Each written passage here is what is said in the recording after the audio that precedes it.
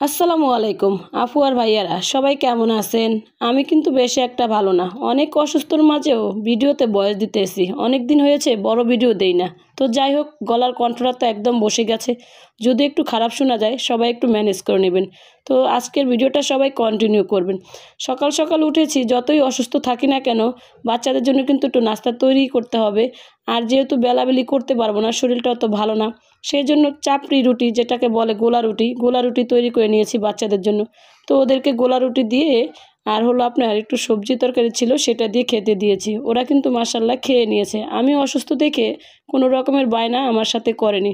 তো যাই হোক, আমিও একটু খেয়ে তারপরে দুপুরে রান্নাটা বসিয়ে দিয়েছি। শরীর যেহেতু ভালো না, তাড়াহুড়া করে রান্নাটা একটু বের হয়ে যাব রান্নাঘর থেকে। তো আজকে দুপুরে বড় মেয়ের জন্য রান্না করেছিলাম নতুন আলু দিয়ে একটু মুরগির মাংস। অনেক দিন হয়েছে বাচ্চাদেরকে মুরগির মাংস রান্না করে দেই না। আর এখন তো যেই পরিস্থিতি, আমাদের মতো মানুষের প্রতিদিন মুরগির মাংস, মাছ, গোছ এগুলো খাওয়া সম্ভব না। বাজারে যেই পরিমাণে জিনিসের দাম, এগুলো তো এখন মাঝে মাঝে আমাদের জন্য কল্পনার মতো হয়ে যাচ্ছে। তো যাই হোক, আমার মুরগিটা কষানো শেষ, আমি কিন্তু এখানে নতুন আলু দিয়ে দিলাম। আর আমার বাচ্চারা কিন্তু আলুটা খুব খেতে পছন্দ করে, বিশেষ করে আমার বড় মেয়েও খেতে পছন্দ করে, ছোট মেয়েও খেতে পছন্দ করে। আর ইদানিং কিন্তু ভাই 5 কেজি করে 10 কেজি করে আলু কিনতে পারি না। অনেক দিন পরে 1 কেজি আলু কিনে আনছে আপনাদের ভাইয়া, তাও আবার 70 না 75 টাকা দিয়ে। এখন তো আলুর সিজন, তারপরও কিন্তু আলু অনেক দাম। তো যাই হোক, আমার তো আলু দিয়ে মুরগিটাও কষানো হয়ে গিয়েছে। এখন এখানে পরিমাণ মতো একটু ঝোল দিয়ে দিলাম। ঝোল দিয়ে তারপরে একটু নেড়ে চেড়ে আবারও ভালো করে একটু ঢেকে দেবো কিছু সময় ধরে হওয়ার জন্য। তো মাশাল্লাহ, আমার তরকারি রান্নাটা কিন্তু প্রায় হয়ে আসছে। এই তো শেষের দিকে একটু ঝোলটা কমিয়ে তারপরে রান্নাটা শেষ করে নিলাম। তো হয়ে গিয়েছে আমার রান্নাটা। আরেকটা রান্না করব, যেহেতু একটু অসুস্থ, দুইটা একটু রান্না করে নেব। কিসের জন্য? কারণ আর যেহেতু চুলার পাড়ে না আসতে হয়। তো যাই হোক, আমি এখানে কিন্তু একটু তেলাপিয়া মাছ ভাজি করব। আর এই মাছটা কিন্তু একটু কড়া করে ভাজতে হবে। আমার বাসায় ওই যে বললাম না, যত প্রবলেম আমার বড় মেয়ে নিয়ে, সে আবার কাঁচা মাছ খেতে চায় না, মাছ একটু হালকা ভাজা হলেও খেতে চায় না। তো তার জন্যই কিন্তু মাছটা একটু কড়া করে ভেজে নিলাম, এপিট ওপিট করে ভালো করে। মাছটা ভাজা শেষ। এখন কিন্তু আমি চুলে একটা হাঁড়ি দিয়ে দিলাম, তেল পেঁয়াজ দিয়ে ভালো করে একটু ভেজে নিলাম। আর দিয়ে দিলাম মশলাগুলো, সব ধরনের মশলাগুলো দিয়ে, হলুদ মরিচগুলো দিয়ে মশলাটাকে ভালো করে কষিয়ে নিয়েছি।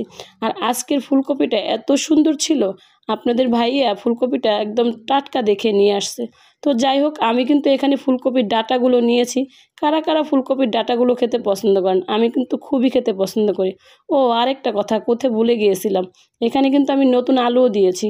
আলু আর ফুলকপি দিয়েই কিন্তু মাছটা রান্না করব। তো যাই হোক, ফুলকপিটা কষানো শেষ। তো যাই হোক, তরকারিতে ঝোল দিয়ে দিলাম। ঝোল দিয়ে এখন মাছগুলো সব দিয়ে দিলাম। মাছগুলো দিয়ে আরেকটু ঝোল দিয়ে ঢাকনা দিয়ে ঢেকে দিলাম, কিছু সময় রান্না করে নিলাম। প্রায় তো রান্নাটা শেষ। এই তো হয়ে গিয়েছে আমার তেলাপিয়া মাছ ফুলকপিটা। তো যাই হোক, রান্না তো শেষ দুপুরের। এখন বিকেলে কিন্তু বাচ্চারা, ছোট মেয়ের কিন্তু আবার খিদা লেগে গেছে। সে কিন্তু তার বাবাকে দিয়ে আবার কোকোলা বিস্কুট আনাইছে। তারপরে এগুলোর থেকে নাকি ক্রিম বের করে কিভাবে কিভাবে বলে আবার কেক তৈরি করবে। তো আমি তো এগুলো তৈরি করি নাই, আমার অত আইডিয়াও নাই। মেয়েই তৈরি করতেছে, আমি শুধু তাকে একটু হেল্প করতেছি। তো ক্রিমগুলোকে ভিতর থেকে আলাদা করে নিচ্ছে, এগুলোকে এখন নাকি আবার ব্লেন্ডার করবে। তো যাই হোক, ব্লেন্ডার করা শেষ। ব্লেন্ডার করে এখন আবার এগুলোকে একটা বাটিতে নিয়ে নিয়েছে। এই যে এখন এখানে কেক তৈরি করতে তেমন একটা কোনো কিছুই লাগে নাই, শুধু একটু দুধ হলেই চলে আর একটা ইনো। আমার মেয়ে বললো যে মা, মাত্র 40 টাকা দিয়েই সুন্দর একটা কেক তৈরি করা যাবে। তো যাই হোক, সব ধরনের জিনিসগুলো কিন্তু দিয়ে দিয়েছে। কেকটা কিন্তু তৈরি করতে বেশি কিছু লাগে না, মাত্র দুধ, বিস্কিট আর হলো গিয়ে ইনো। তো সব কিছু দিয়ে মেয়ে ব্যাটারটাকে ভালো করে একদম মিহিন করে গলিয়ে নিয়েছে। তো এখন দিয়ে দিয়েছে ওই যে ক্রিমগুলো যে ছিল না বিস্কিটের ভিতরে, সেটাও কিন্তু দিয়ে দিয়েছে, কারণ এটা দিলে নাকি গ্রানটা সুন্দর হবে, খেতে আরও ভালো লাগবে। তো এই যে একটা ছোট্ট একটা বাটি ছিল, আমার কিন্তু কেক বানানোর তেমন একটা কোনো কিছু নাই, আমি যেহেতু এগুলো তৈরি করি না সেজন্য নাই। তো যাই হোক, ঘরে যেই বাটিটা ছিল সেটাই কিন্তু সে কাগজ কেটে তারপরে সেই বাটির ভিতরে বসিয়ে দিয়েছে। ভাবছি মেয়েদের জন্য একটা কেক বানানোর বাটি এবং কি কিছু জিনিস কিনে নেব, মাঝে মাঝে ওরা তৈরি করতে চায় কেকগুলো।